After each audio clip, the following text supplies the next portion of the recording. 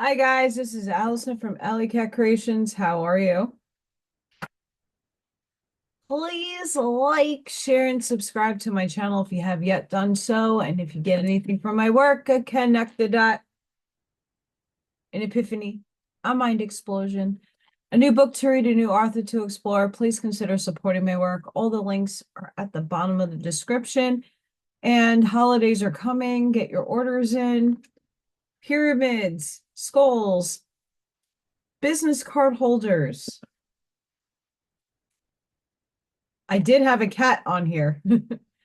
Artwork, pyramids, alleycatcreations211.com is where you can help me keep fed. I lost another 5 pounds. Fun times. I cut my hair too. I'm going for the Beth Dutton. This is my Halloween costume, by the way. I'm going to be Beth Dutton from the Yellowstone. Trying to embrace. I have my cowboy hat upstairs.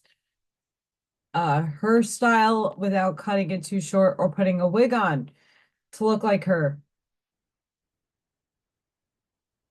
So I have this really cool belt, but it doesn't fit because I lost weight because I'm not eating. So if you could support me, that'd be fantastic. And thank you to all the people who have supported me and is helping me keep my lights on, the warmth in my house because it's cold up here. And yeah, thank you everybody. I really do appreciate all of your help and your support. Quantum AI and metaphysical ponderings. Before I do begin, I've been listening to Aaron Abke. I've listened to him and Brian Scott interviews a very long time ago, go back in the Wayback Machine. And Aaron didn't know he had a YouTube channel. And I guess he was on and then off, but I think now he's back. And he's on the same page as me. He's just more on the Christianized um point of view, but same point of view because he's a law of one ex uh ex aficionado. He's very, very keen in understanding the law of one like I do. And my goodness, wow. So go take a look at him. Amazing work. Sounds just like me, but if a lot of people don't get me, he might be somebody that can help you. I break things down a little differently than he does. I'm coming from the spiritual perspective. He's coming from the Yeshua perspective. Um, so yeah, fun times. So the first article in we haven't done one in a while. Space-time's Brownian motion could spell the death of dark matter. This is discovermagazine.com, March 11 to 2024. By the physics, the font is this big, ARXIV blog. When astronomers study the rotation of distant galaxies, they immediately come up against a puzzle. The stars are held together by gravity, which prevents them, density, which prevents them from being slung into intergalactic space as the galaxies rotate. Indeed, astronomers can calculate the amount of gravity based on the mass of the stars they could see. I don't know what they're seeing in this hologram, but the puzzle is that the outermost parts of these galaxies are moving too quickly. There does not seem to be enough of this mass to stop these stars from flying away. The fact that this does not happen is one of the great mysteries of modern cosmology. Some force must be holding galaxies together, but astronomers do not know where it comes from. The best guess is that galaxies must be filled with matter they cannot see. that exerts a gravitational force on the stuff they can see. And the results for this so-called dark matter is one of the great endeavors of modern science. But despite years of research and experiments costing billions of dollars, no one has directly observed dark matter. Hi, guys. Before we even go any further, we're going to pause right there. Billions of dollars! I'm saying that with like angst and holy shit. What a waste of money.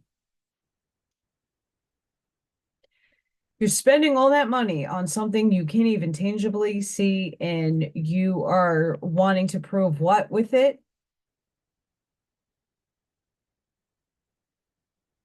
If we live in a holographic simulated matrix, yeah, um, is space the space that they're describing real? In one multiverse, yes, because it is a manifested thought through a whole bunch of people. So yes, outer space in some text in some multiverse does exist. Um, what's out of the firmament? Who can know? We don't know. I don't want to gander, and that's for another density, another dimensional space to have that learning teaching. But in the meantime, a buddy, quantum logic, I also does not believe in dark matter. He's a physicist and he's very, very famous. So yeah, I would speculate that spending all that kind of money can feed the homeless, put people in shelters, and maybe drive down inflation by a shit ton so I can feed myself. Yeah. Um this is the shit that I talk about with science. Why I call it shit is because money is being thrown in directions. And you don't necessarily need tangible evidence to prove something, right? Like some people can see the spirits behind me and others can't. You know, I can't tangibly pull an entity from there unless I use ectoplasm, and I'm not that kind of medium to be pulling things out of the ether and here's a ghost. But there is evidence. You can watch Ghost Adventurers or any one of those paranormal shows that you find on YouTube to show that there is evidence of electromagnetic fields being breached, voices that are being picked up in recorders. So we kind of have some tangible evidence. Dark matter, I'm glad that people want to experiment with it, but it shouldn't be billions of dollars. Shit, man. Cosmic puzzle. But there is another explanation. Back in the 1980s, a physicist called Mundahai Milgram suggests that on a galactic scale, Newton's laws of motion might be steadily different to those observed on Earth, and that these modified Newtonian dynamics, or MOND, could provide the extra gravitational oomph to hold galaxies together instead of dark matter. It's called string theory.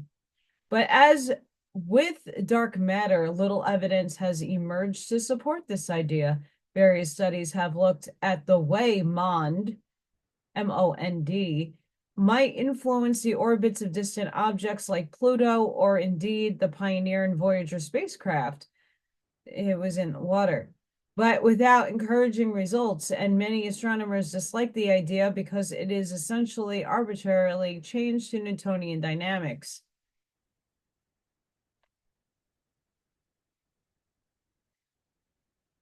Skipping through, quantum mechanics governs the behavior of the universe on the small scales, while relativity operates at the larger scales. But the character of these theories is utterly opposite, with quantum mechanics suggesting the universe is probabilistic in nature, while relativity implying it is entirely classical. This poses a dilemma when it comes to deriving a theory of quantum gravity, one that physicists have yet to solve. Oppenheim's idea is that relativity is classical but fundamentally stochastic, but which he means that it has random character, rather like Brownian motion, the random motion of particles suspended in a fluid. This allows quantum mechanics and relativity to be combined in a way that mathematically comparable. Fluid! Hi! Oh, NASA's pools in a lab where they have the space station. I'm sorry, guys. I'm more of that kind of believer of that truth. You can believe whatever you would like. Um, sorry, I have to reposition myself here. Um, I why I like this article is because they're telling you fluid. And if there is dark matter, it doesn't necessarily make a difference. But what they're really connecting here is the concept of fluid. So what is above the firmament, it might not be water, but it is fluid. Maybe. Potentiality is high.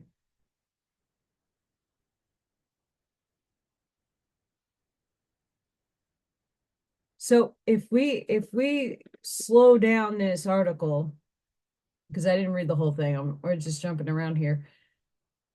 And they're talking about things are zipping. How the hell are they staying in stationary? Well, why is it that we're still seeing the Pleiades, the Orion constellations, the big and small dipper? Why are we seeing certain ones? And during the year, it's just clocking around us. If we were perpetually in speed motion, like NASA tells us, with all those high-ended numbers, we would be already seeing Boots, Arcturus, Antares, wherever we would be discovering new shit.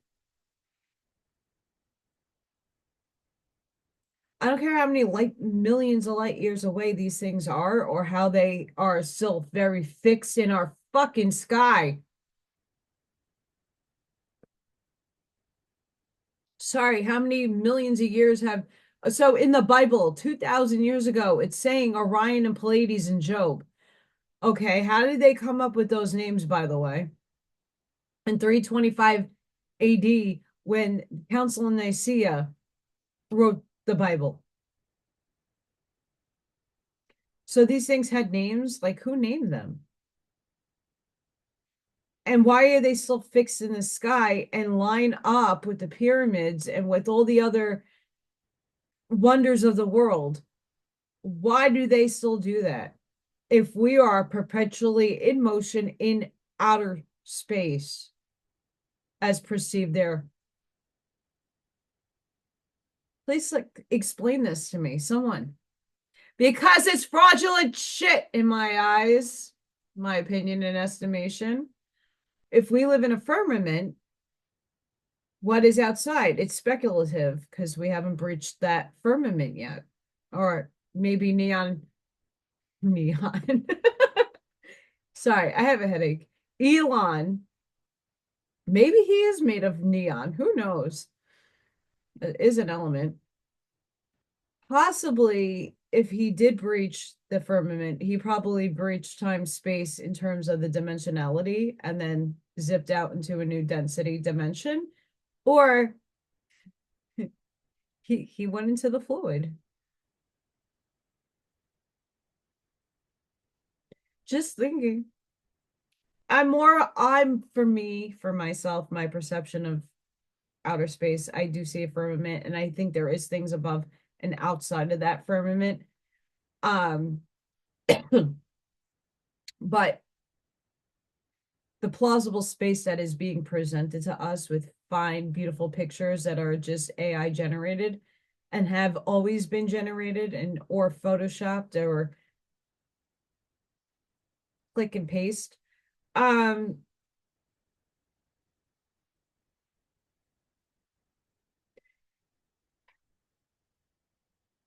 Space is a very odd term to define, and all is perception, and everybody's perception is correct.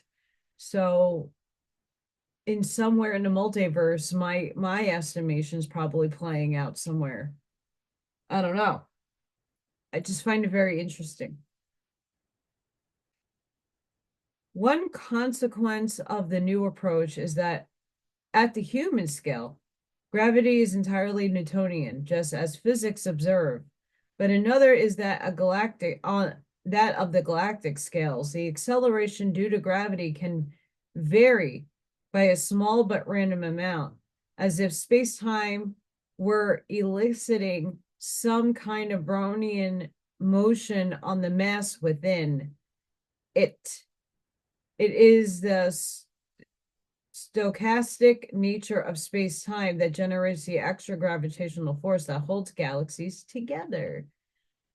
And that ends that beautiful display of a waste of $1 billion. No shit. $1 billion. Really. To discover dark matter.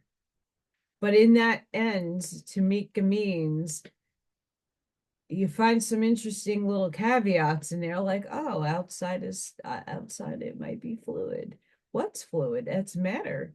Oh, so what the hell is the vacuum of space? And if that vacuum is working against us, why aren't we already in like 10 million different black holes? And if there is a million and billions of tens of thousands of black holes, supermassive in it itself, how are we not being continuously zipped in and out of them?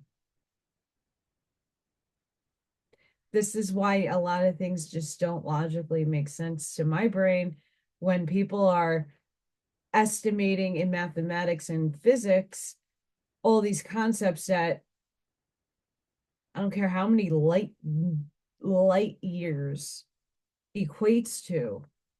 If the vacuum is space, if we're moving in space time and we're out and we're looping, and you see all those simulated graphics of our solar system moving like this, and all the planets are going like this, and then you see the Sagittarius spiral in within the Milky Way, within and it just gets bigger. But yet we're still seeing the same constellations Yeshua and even before his time saw, because they made the pyramid. So who's lying? How are we moving? Please explain. How are we not seeing different things by now?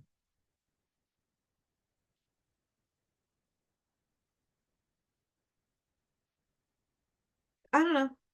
It's just something, it's a conundrum for my brain to ponder, but I hope it's something that you guys want to ponder. That's why I call it metaphysical pondering. We create these stupid things to spend millions and billions of dollars on experiments that don't go anywhere. They might one day, who knows? But in the meantime, I am sure that you can spend that kind of money doing other types of experimentation and advancing humanity without needing to know. If you go inside yourself spiritually, you'll know the truth of the universe. And that's yours to have a perception on. That's not mine to dictate to you what you want to think. I'm just giving you my thinking. You can agree or disagree. That's the beauty of this world. Sorry, I'm gonna have a coughing fit. Give me a second. Next article, a little cough, sneeze. Allergies are rampant around here in Indiana. Um, Half of us are congested. They are doing construction in my building that I'm working at in the school. So a lot of sawdust, which I usually wear a respirator for. when I'm doing my work or sanding, because those particles make me, because I'm allergic to some trees. And of course, it's usually the trees that you got to use for lumber and stuff. So, yeah, congestion. And I can't take Benadryl at work because I will be zoned out and I have to be on my 100% because these kids are bananas. This article is from newsbreak.com. Quarks Unleashed, Chasing the Critical Point in Quantum Chromodynamics by the U.S. Department of Energy. Is there an article? Yes, there is. Which then leads us to SciTech Daily.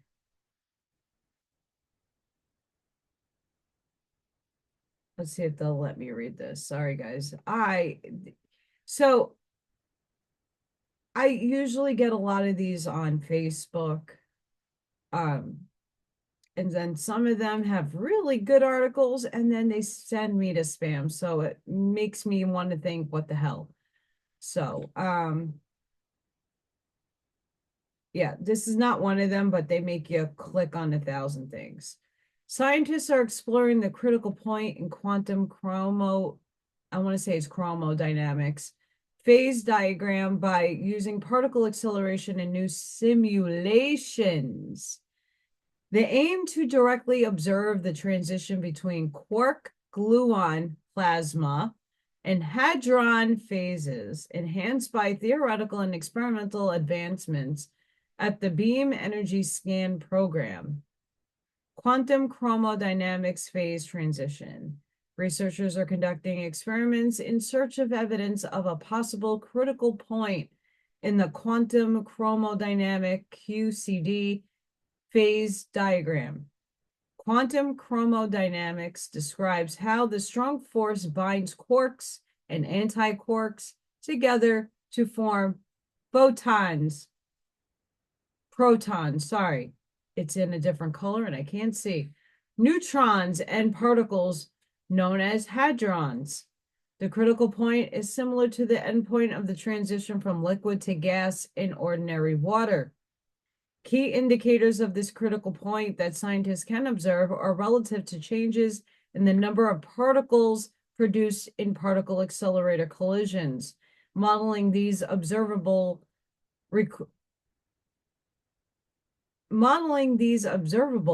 requires an extension of the standard framework of how liquid and gases behave. Scientists have now developed an algorithm for performing simulation of critical fluid and have tested those simulations. Oh, fun. Yay. Pioneering observations in particle physics. Observing critical fluctuation in heavy ion collision would mark the first direct observation of a phase change between the quark-gluon plasma and a hadron phase. This is the point where quarks and gluons are confined in hadrons. Interpreting the results of related experiments requires new theoretical tools. In particular, the interpretation needs a fluid dynamic framework that incorporates fluctuations, how pressure, velocity, and other factors can change in liquids and gases. This work is an important contribution to this effort.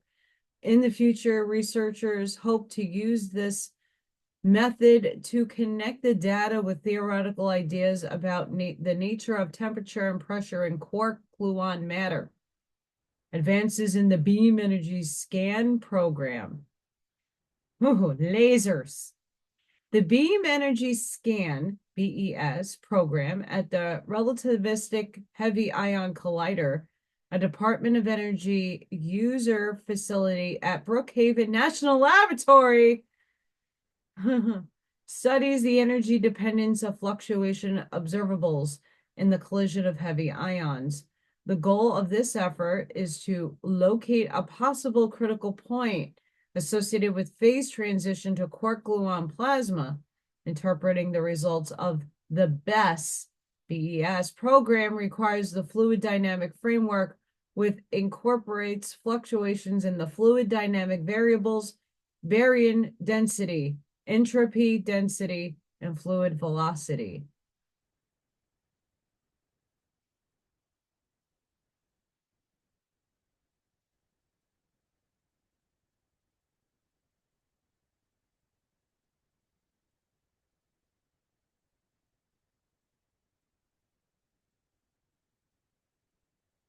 Okay, and we're going to end it there.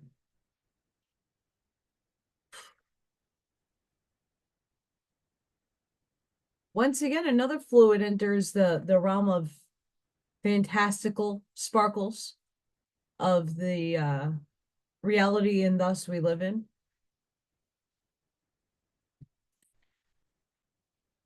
Be the flow. There's a theme here. It's fluid. It's out of the firmament fluid and now in the innermost expectation of tiny little particle masses that we can't even see yet still exist, and boom, fluid. Although that's not the only thing I took away from the article.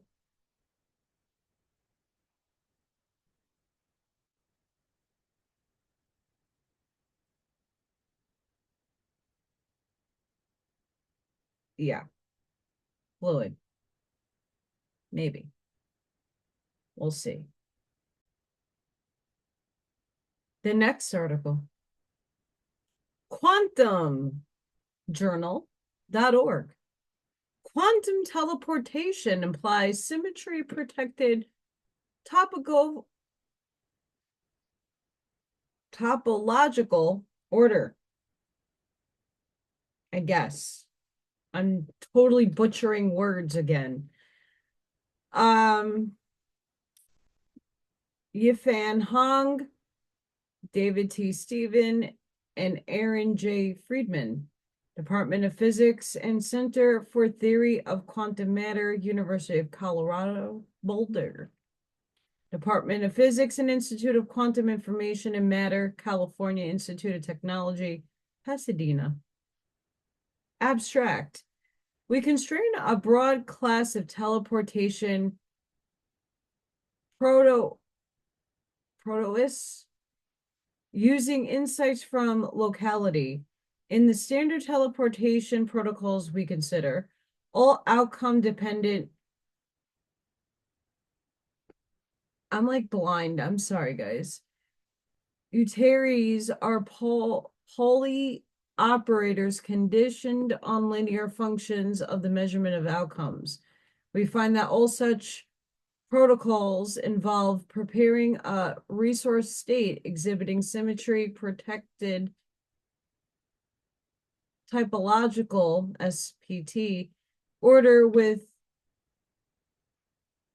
Albion protecting symmetry. And this is mathematical formulas that I have zero clue how to even tell you how to.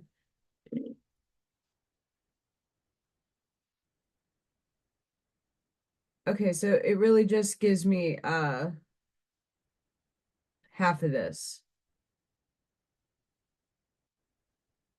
Interesting. Anywho. Interesting,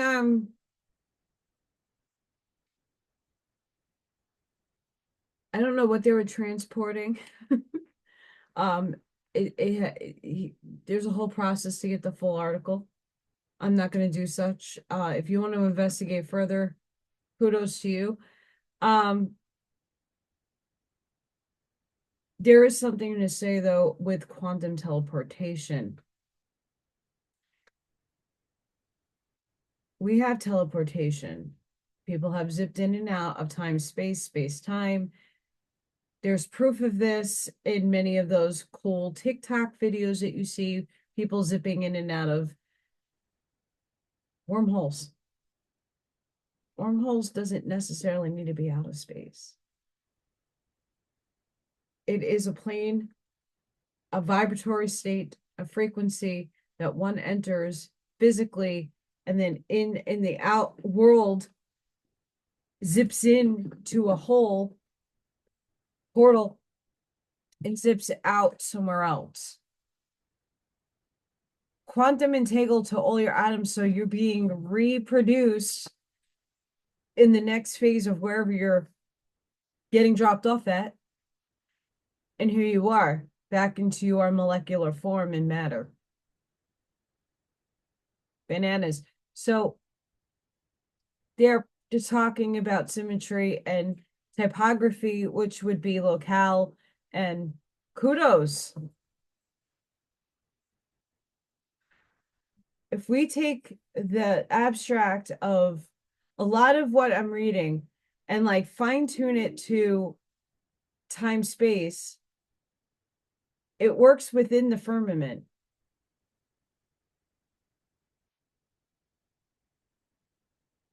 Not some fanciful out there space, outer, whatever you want to see the multiverse as. Next article. Map reveals electricity flowing under US due to solar storms.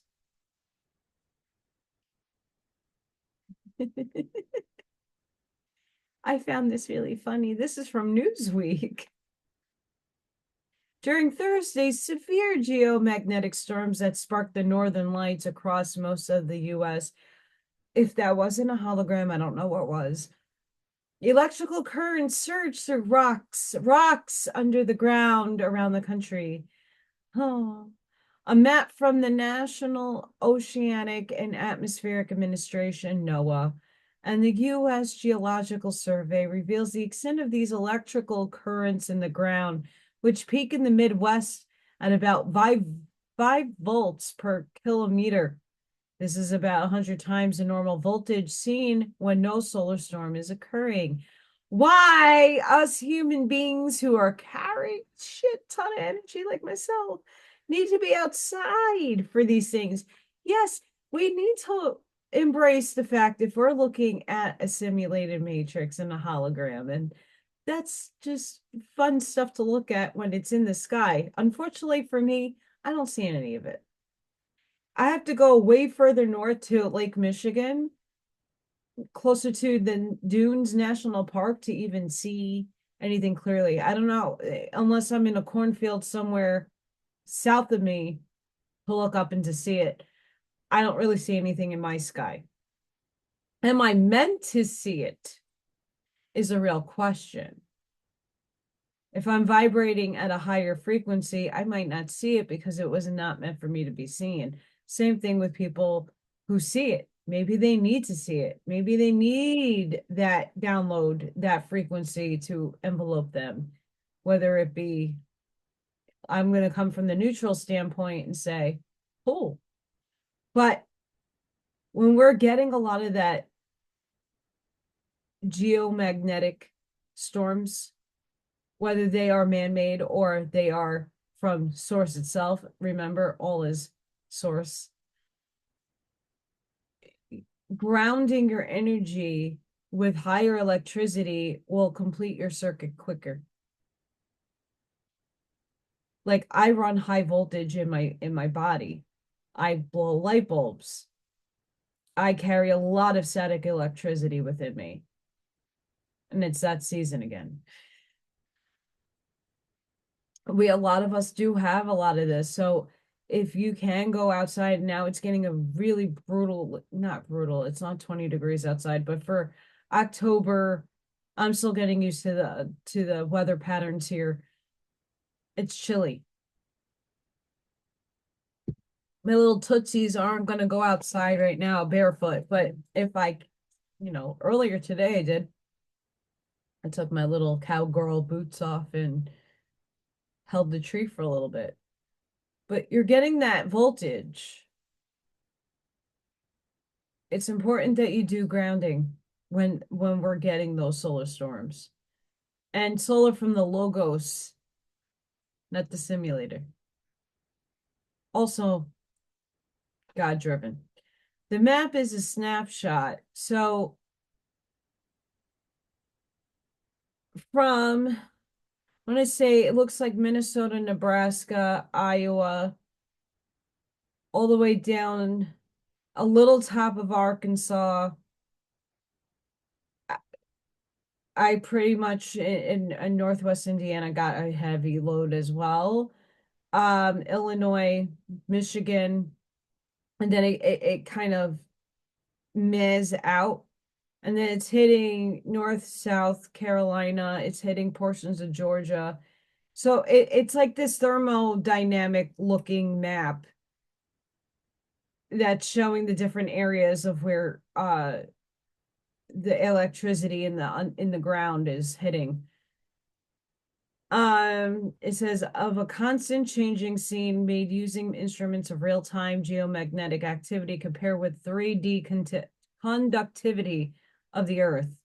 The estimated voltage helps authorities protect electrical grids in the worst hit areas from damage.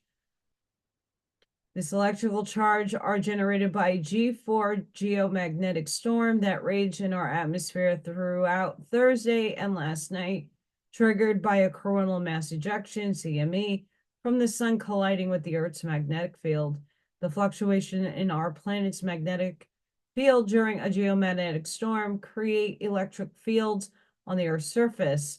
When these electric fields interact with conductive materials like rock, soil, or water, they induce electrical currents in the ground. These currents, coupled with the electric fields in the ground, can lead to geomagnetically induced currents, which can travel through power grids. Predictive programming, predictive programming, predictive programming. Predictive programming. Sorry there. Hi. Protect the grids, protect the grids. I can't help myself. I'm sorry. The Beth Dutton in me is coming out. I just don't have my cowgirl hat. And I'm gray.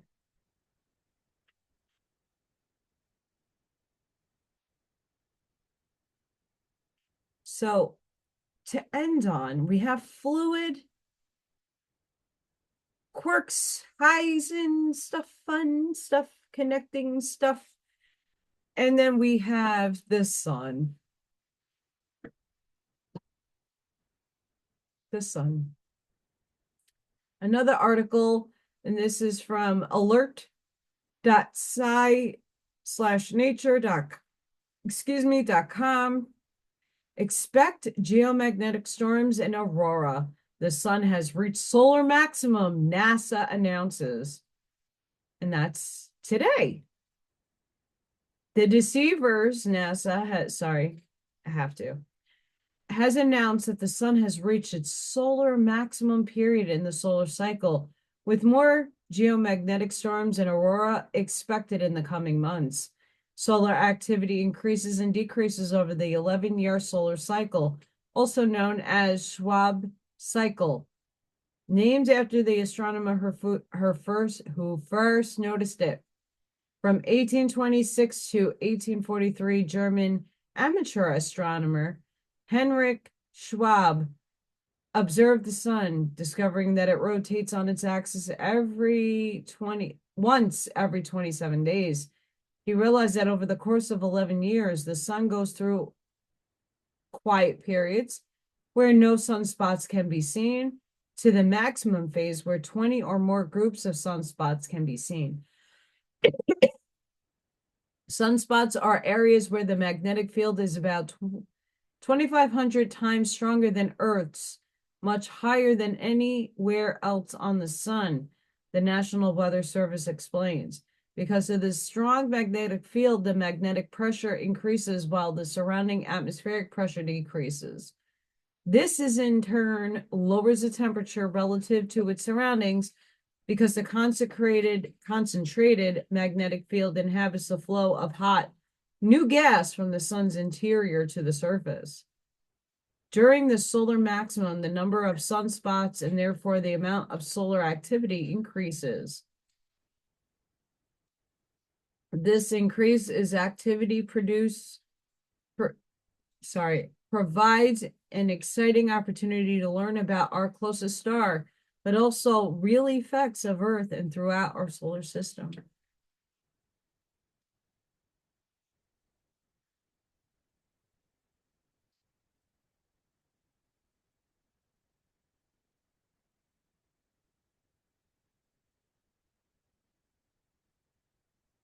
Solar cycle 25 sunspot activity has slightly exceeded expectations. However, despite seeing a few large storms, they aren't any larger than what we might expect during the maximum phase of the cycle. Yeah, so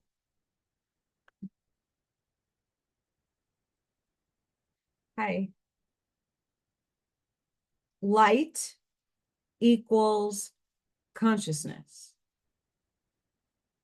Sun, logi, consciousness. Sun, fear, poof, magnetism, right? Right? Yeah. Theory, just my theory. When these cycles happen, and we're at the dawn of a new epoch, and the Schumann resonance is going bananas, and it's also affected. Okay, so Schumann is affected by us collectively.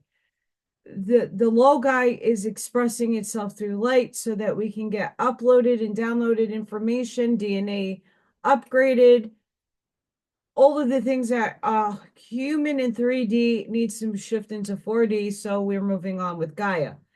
Gaia taking in all this ionic energy, building it up into the material, is also now upgrading burst density. Hooray!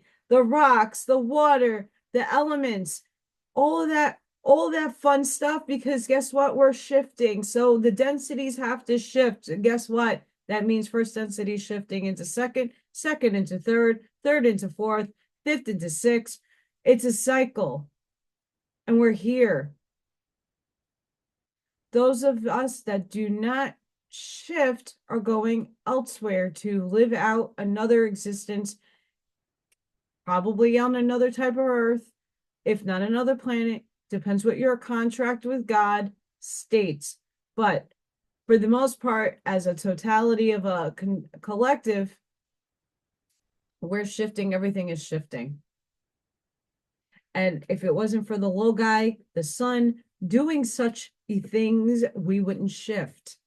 Light equals energy. Energy equals consciousness. Light equals consciousness. It's all consciousness, and it's all upgrading us. I did a TikTok earlier on 4D consciousness. Nothing in depth, just the fact that people are skipping. Everybody wants to go to 5, and they're forgetting about 4. 4 is hard. Sorry, I'm going to reset my camera. No?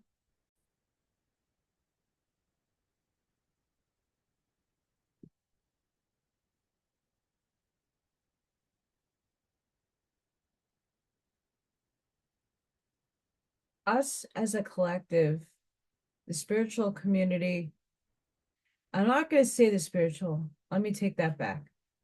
The people who think they are on the spiritual path, who are using aggrandizement to solicit you on the carrot dangling on a stick, suggests that everything is 5D, 5D economy, 5D this, 5D that, with the ignoring the aspect of 4.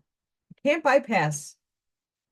And although, granted, people who watch me already have graduated and already been up back to source in like who knows how long, we've done this dance before. This is not a strange thing. We're just remembering it, but that's the veil of forgetting that we have. We've done this dance before. You can't skip 4. And the reason why I'm saying that, you can't go to 5 unless you completely neutralize your energy. as we're upgrading, as we're ascending physically upgrading, the biggest component of fourth density is the green ray, heart chakra, the heart space. The understanding that all things need to have unconditional love, forgiveness, heart-centeredness, and beyond good and evil neutrality. Why I say that is because you don't condone, like I keep saying in all my videos and my spiritual stuff, you don't condone others' actions. You don't need to accept them. You don't need to like them. But you have to go into their perception to see why they feel their version is correct. Everybody perceives the world differently. Everybody has a heart alignment with something different. The easiest to equate to this, and I'm going to go back to Aaron Abke because I like how he describes it, is the political shit. And this is where I'm at in my journey. I no longer can look at the good or the bad and accept any side because I accept my side, my perception, my eagle eye view looking down. You got to stop blaming the other aspects of God having an experience, whether you like it or not. And giving those people who do heinous things unconditional love is a lesson that no real patriot is really seeing. In the spiritual world, in the mediumistic world, psychics will tell you if you don't want demons or the negative polarized entities in and around your field, they can't affect you if you're vibing high. They might be able to distort things around you or like tickle your fancy, but they really can't get to you. If you're not giving them the energy, you can acknowledge their existence, they're there. But okay, great. Have fun over there. I send you love and really feel the love. Not just say that you love, you have to feel it.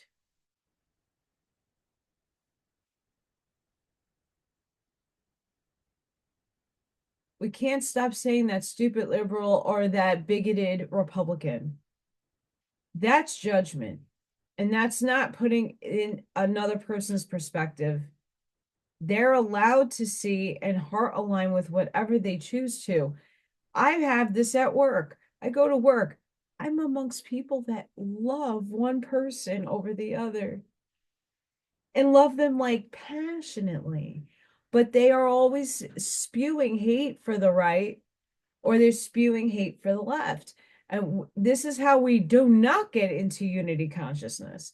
This is how we ignore the fact that we're still very separated and limited in our thinking and in perceptions.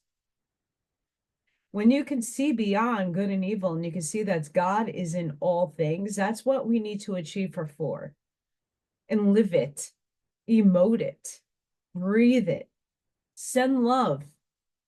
And the only way you can send love is if you love yourself.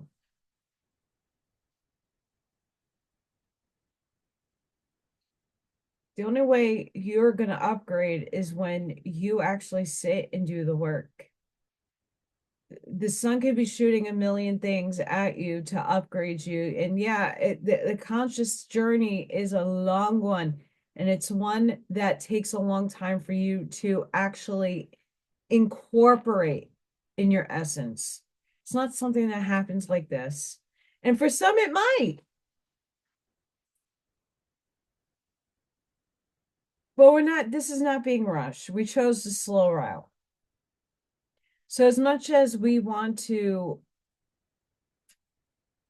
dream of 5D, why don't we dream of 4 and deal with the lessons and the teachings that 4 has to give and stop skipping over it because you're not going to get to 5 if you can't pass 4. And I don't see half of humanity there yet. Only some of us are now starting to actually consciously come into an agreement with ourselves that, yeah, I don't agree with a person that touches kids or does harm to them. I don't condone that behavior.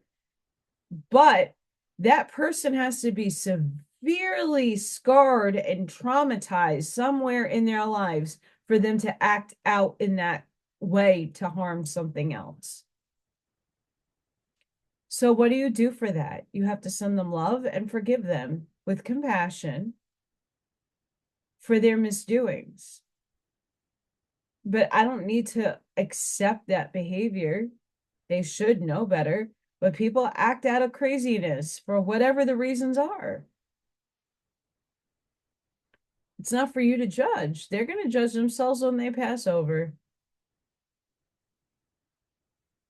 That's the storyline they chose to play out so God can experience it. Who are you to judge?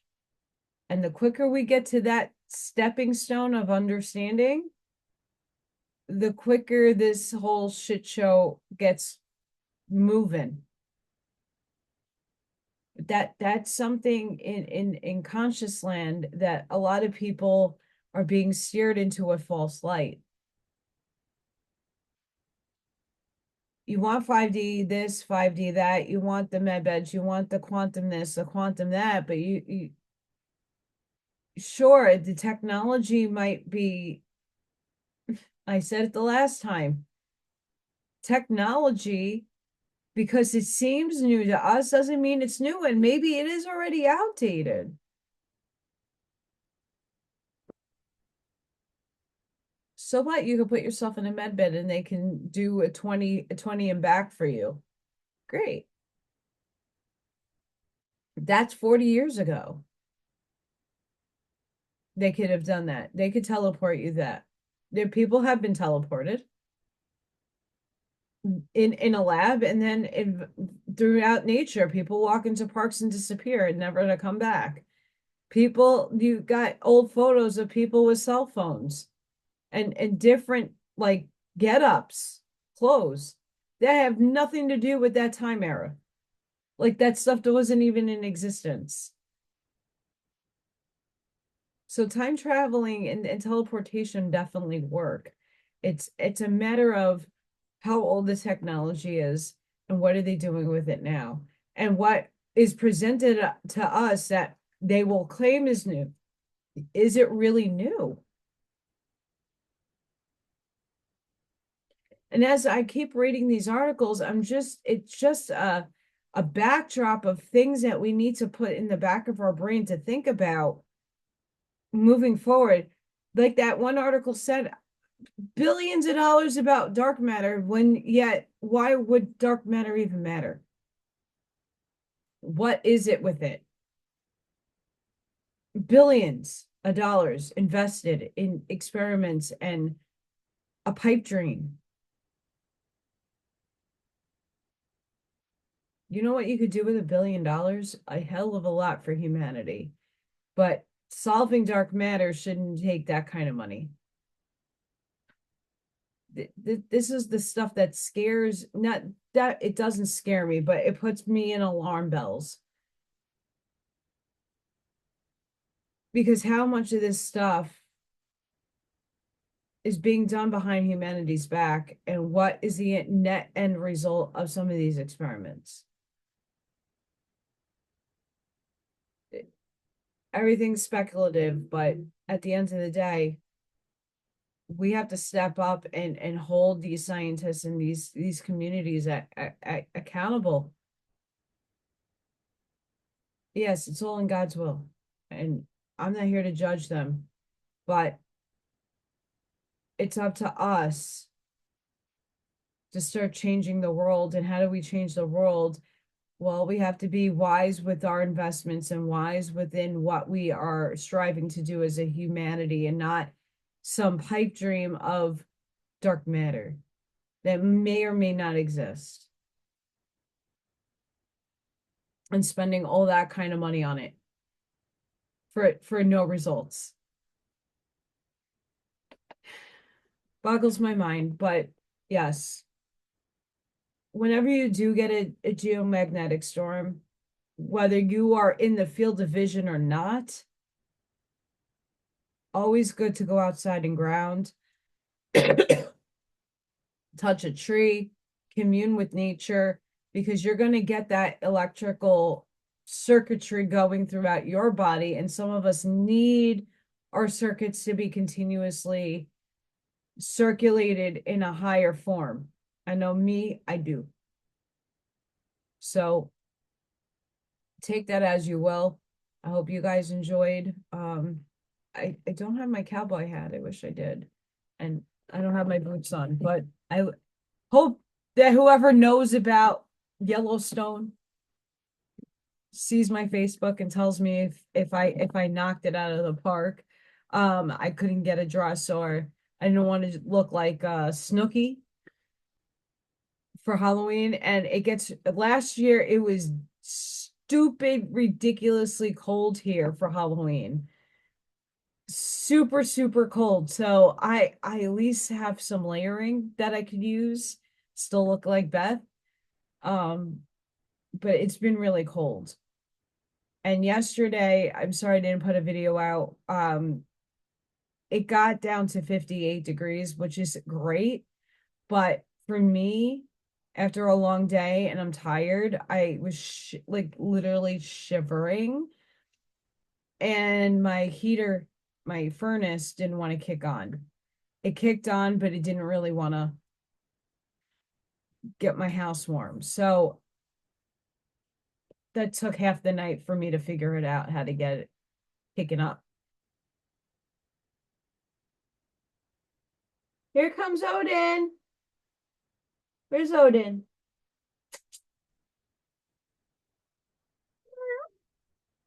There he is.